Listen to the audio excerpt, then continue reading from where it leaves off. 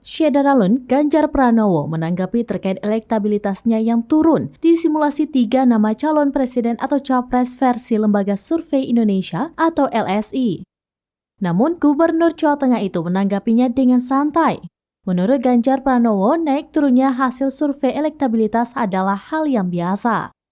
Hal itu disampaikan Ganjar Pranowo sesaat setelah melaksanakan sholat maghrib di salah satu masjid di Solo, Jawa Tengah pada Minggu 9 April 2023 malam. Sebagaimana diketahui, jika pemilu dilaksanakan sekarang pada April 2023, dimulai dari 19 nama, Ganjar masih paling banyak dipilih. Namun elektabilitasnya anjlok menjadi 19,8%.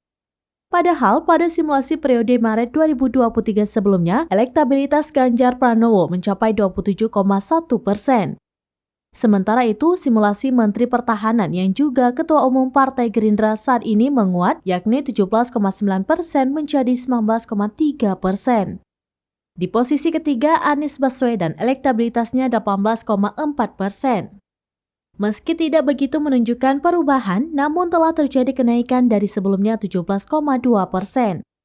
Nama-nama capres lain yang elektabilitasnya di bawah 10% diantaranya Ridwan Kamil 5,8%, Sandiaga Uno 2,9%, Erick Thohir 2,1%, Agus Harimurti Yudhoyono atau AHY sebanyak 2,0%. Disusul Puan Maharani sebanyak 1,4% dan Erlangga Hartarto sebanyak 0,9%. Namun, jika melihat hasil simulasi 3 nama calon presiden, tampak terjadi pergeseran yang sangat besar.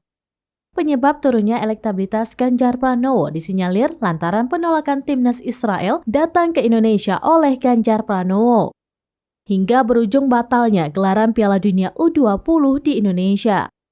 Nama Ganjar Pranowo juga disebut-sebut sebagai pihak yang paling bertanggung jawab atas keputusan FIFA yang membatalkan status Indonesia sebagai tuan rumah Piala Dunia U20.